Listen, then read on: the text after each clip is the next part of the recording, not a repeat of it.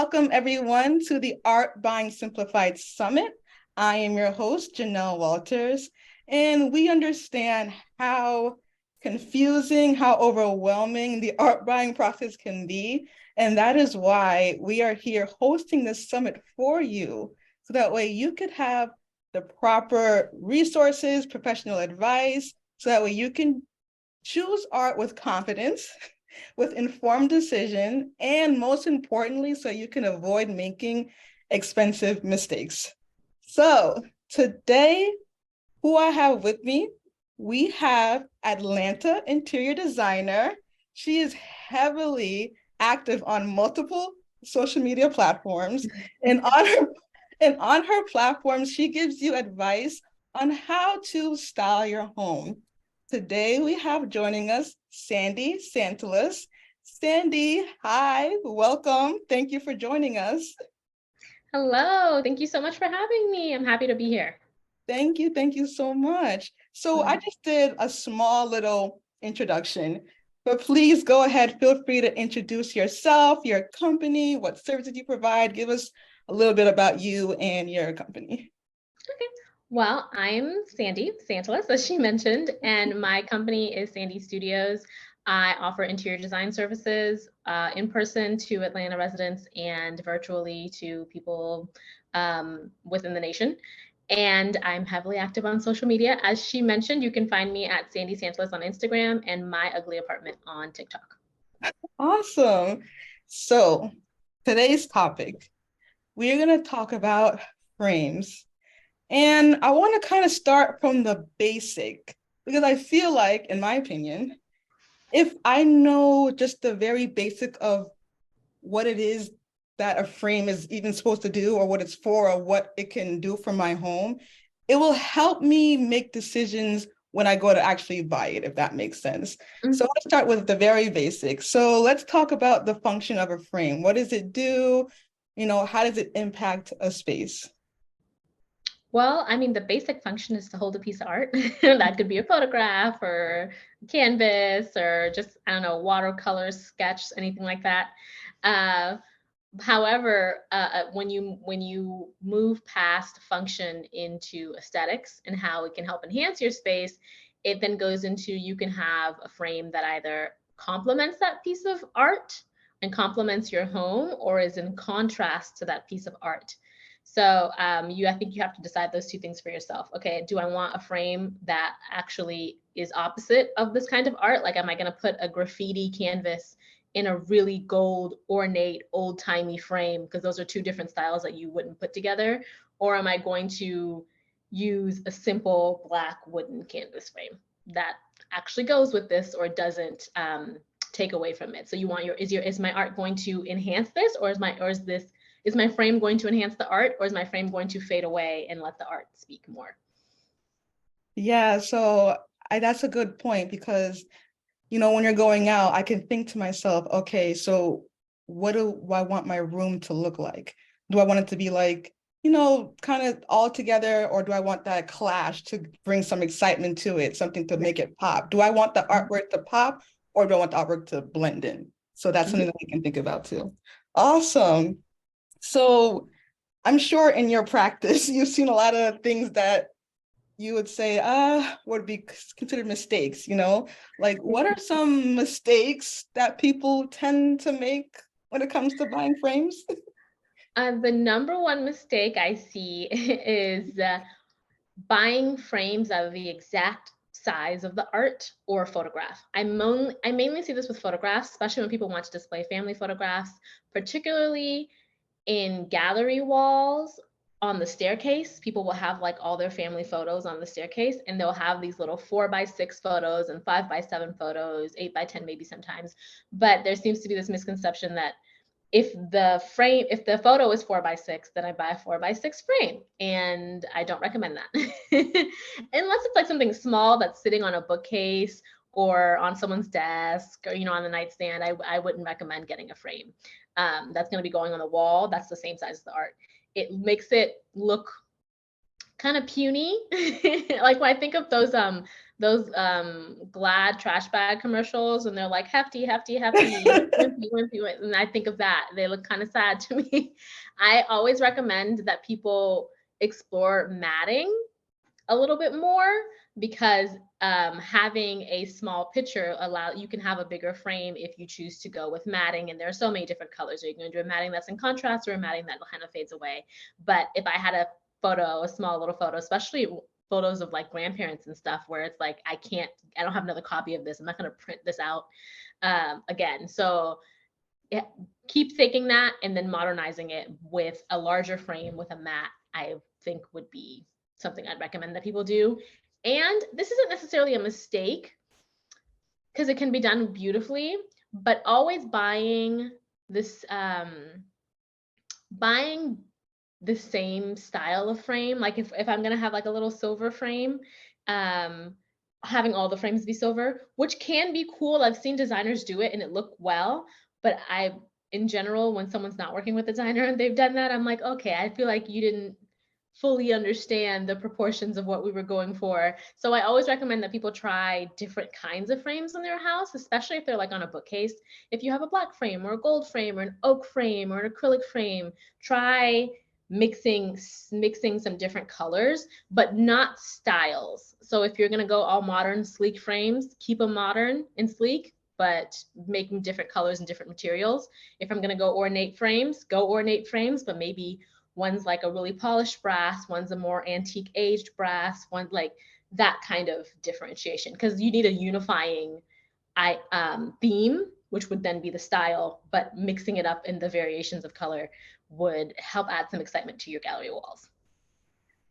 I want to go back a little bit to when you mentioned the size. So for example, if I have a like a 6x6 painting, Mhm. I wouldn't necessarily buy a 6x6 frame. It would be too small. So what do you suggest the next level should be? Like how much bigger to be on the safe side? So it's going to be hard to give an answer for that. I don't have a concrete answer, only because I would need to know where is it going. Like, Right. is it a piece among a bunch of other pieces? Is it the piece that is it on a wall by itself? Right. Is it like where does it live?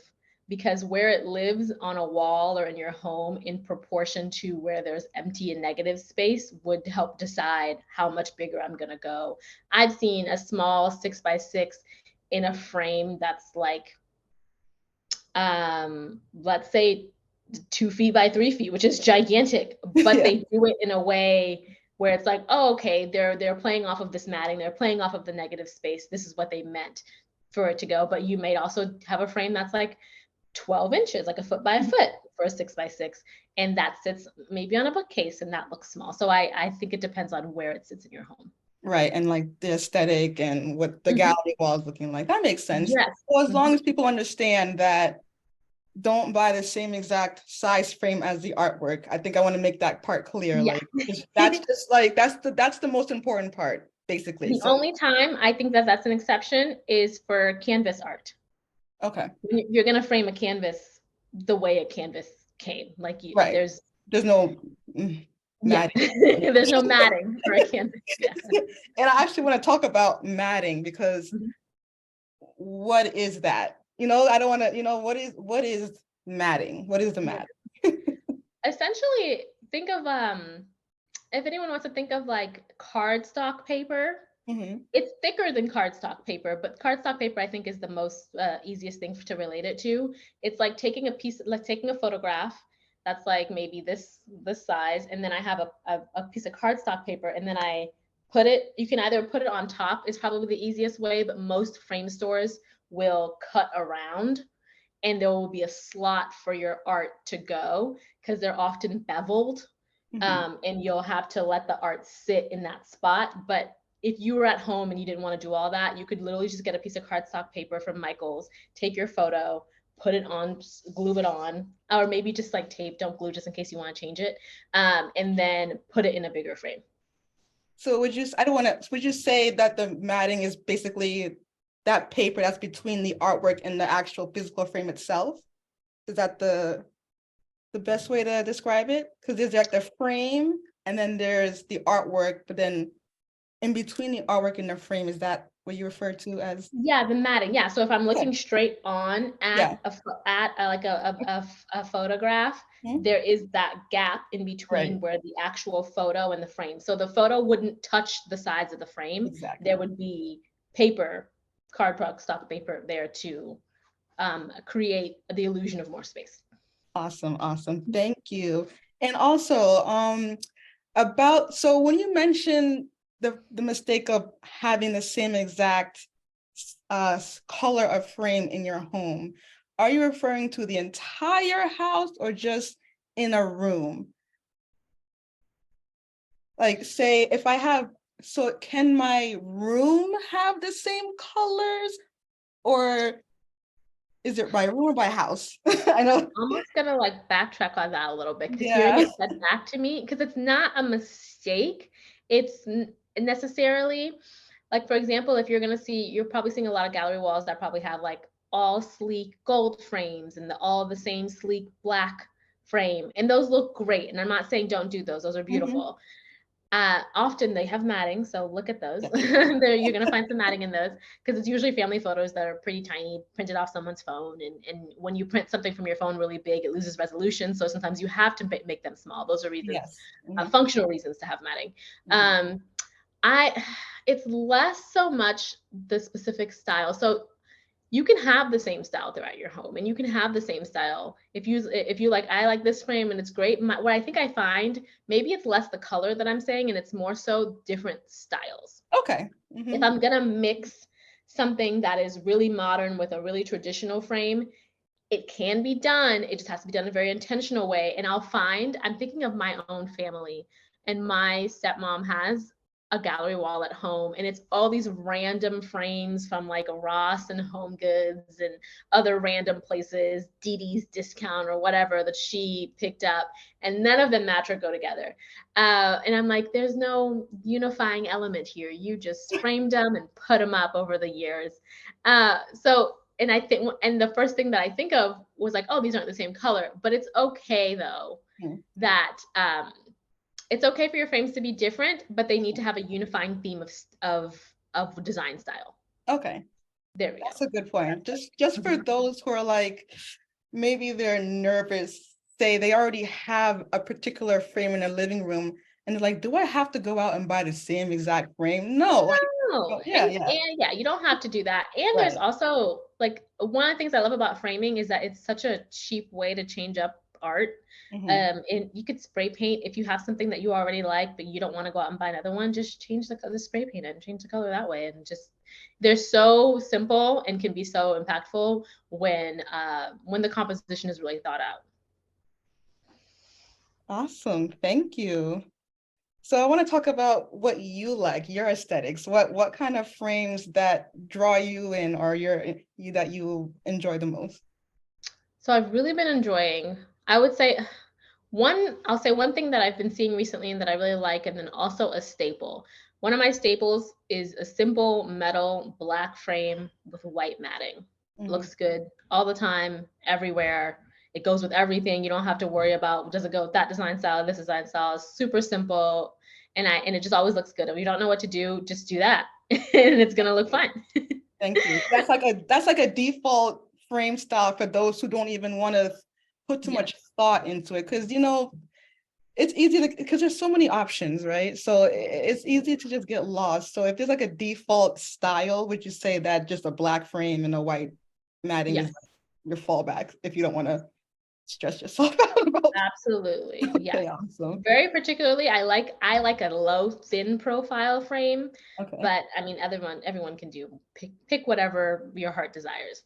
And then new frames that I've been enjoying. I guess this is not technically a frame to say, but I've really been enjoying backlit canvas art that is frameless, and you would Mm, put lighting like an LED strip behind the canvas, and then you would mount the canvas with a spacer so that the light isn't just on the wall, but there's like room for the light to kind of radiate out from behind the canvas, and it's like a frame because the light emits all around.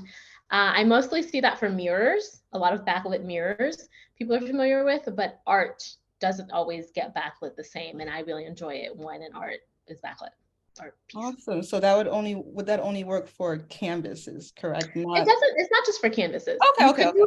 What I mainly see it for canvases, Right. but you can, what you would do is you would get and this is in theory because I haven't done this yet. I plan to. You would take your frame, get maybe a tiny piece of wood, like a 2x4, but smaller, obviously. And okay, so this is my frame, and then over here, this is the wall.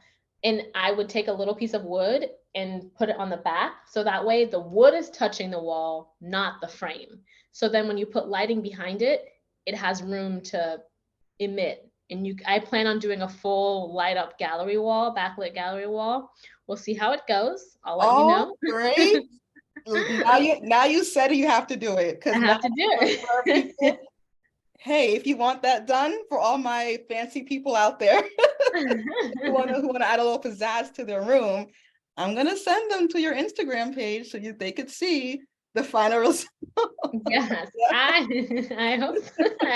Hopefully you see it soon.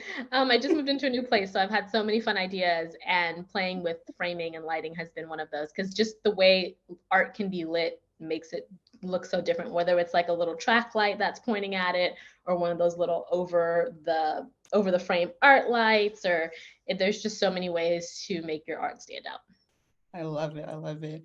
And you mentioned earlier about that changing just the frame, not even the art itself, that could drastically change the look of your home. Because the thing with art is it's not like your sofa or your bed that's going to be there for a long time. You can change it around based on the season, whenever. So if I don't really necessarily want to buy a different art piece, I could just change the frame and the whole room it feels different. It feels different. Yeah, it just, I love that. Absolutely. You can definitely, your frame, I feel like, can either make the art fade away or stand out.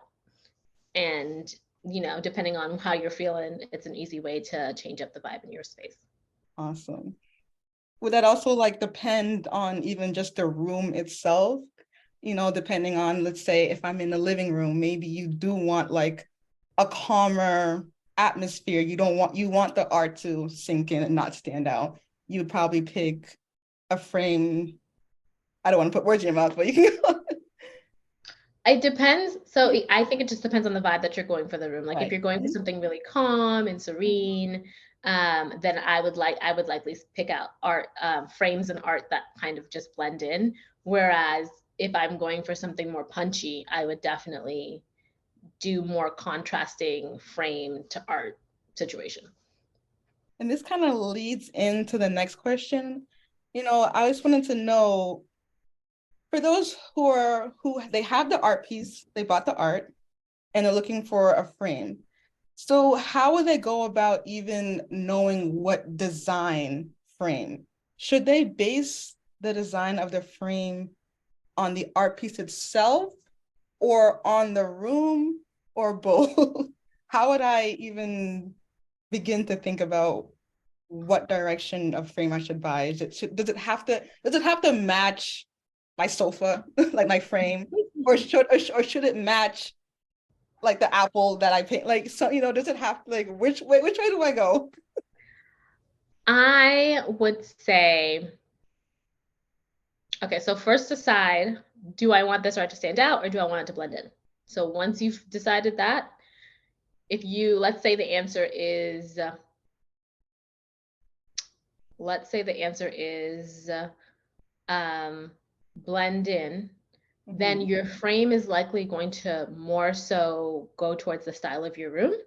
So you could have a black frame and a gold frame or a silver frame. Those are staples. They go with any and everything, no matter what. You would more so decide on the shape of your frame and how ornate your frame is going to be if you decided to go with one of those neutral colors that could go with any room.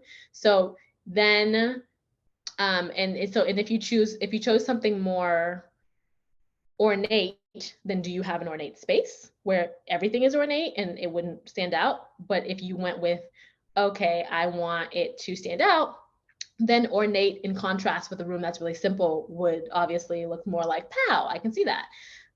One of the things I find I see some designers do a lot, especially if you want to go the route of a more fanciful frame, not necessarily fanciful in style, but fanciful in color, is choosing a color from the artwork and pulling that to frame the space. So if there's some purple in there, maybe a purple frame that's of the same hue.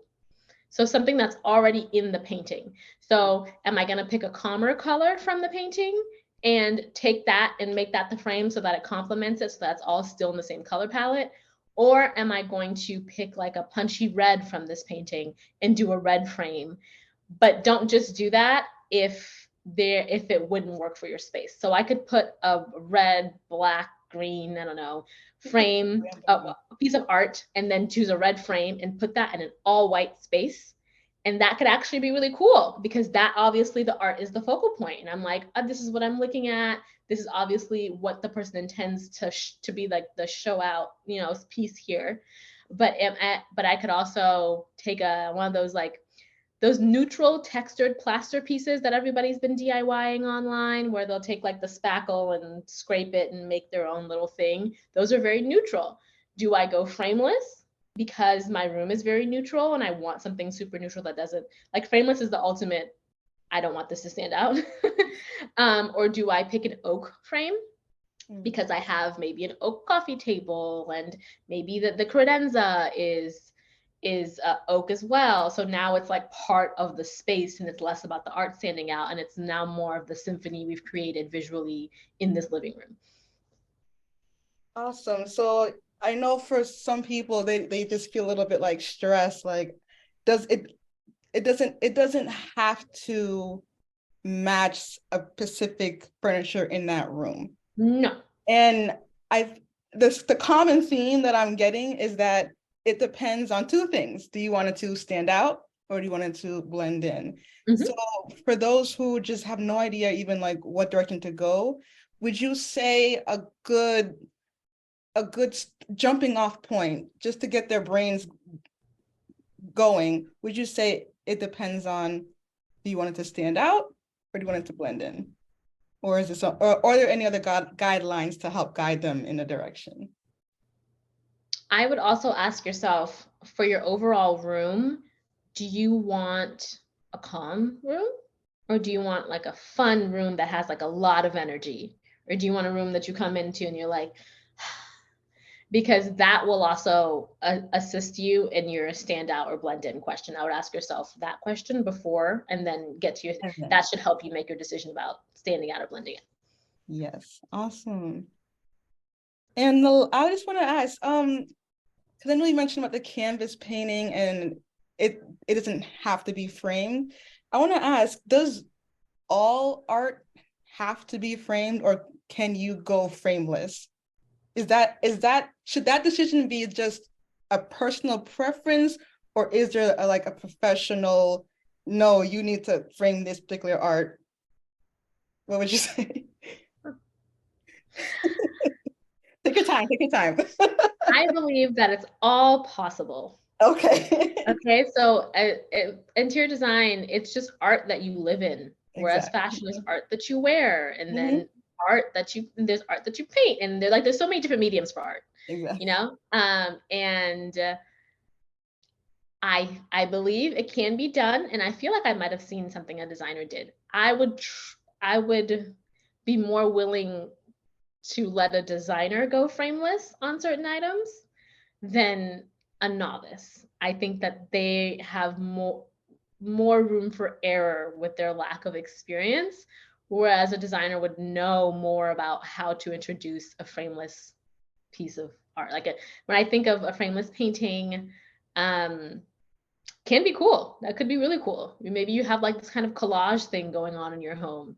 And I think of all those photographs that teenagers, especially teenage girls, will have like tons of photographs all on their wall, kind of like a poster, because people don't frame posters all the time. They just, But here's the thing, when I think of like a teenager's room and their posters, it's juvenile feeling because they are juvenile. Mhm. And I would caution people against trying to attempt that in their adult phase of life without the help of a professional, because it could come off unpolished. Mhm. Mhm. I'm hearing you. Yep. You're so right. Yeah. I mean, Mhm. because even me as an artist, like I'm definitely the art that I put on my wall. I'm not framing it because I'm an artist. So it's like I don't feel like I want to sometimes. You feel like, Just the also it fact, could look like yeah, an art studio for you. Like yeah, an art, in most yeah, art yeah, studios that I've been in with artists, I rarely see their art framed because they're exactly, not really right, thinking about that. Yeah, exactly, yeah. but for And but somebody else, it it might look weird. so you would say the safe route is to It's put it in a frame to make your house look polished and not yeah, like yeah. like an Not like there's like a art bunch of like studio. trash on the walls. Yeah. Awesome. Is Mhm. there anything that you want to add to this discussion that we didn't get to talk about? Any burning advice or anything you want to add? I can't think of anything in particular right this moment. Mhm. Perhaps maybe I'll email you after this and be like, "Oh, darn, I should have said this." Yeah. But I think I'm good. I feel like I've said my piece. Go forth and frame your hearts out. Awesome. Awesome. All right. Thank you so much, Sandy, for your time, for your commitment to being here. We really, really, really appreciate it. And I want you guys to stay tuned for the other interviews because we'll be talking about the other aspects to any art buying process. So make sure you check those interviews out. And with that being said, everyone have a wonderful day and we'll see you soon. Bye.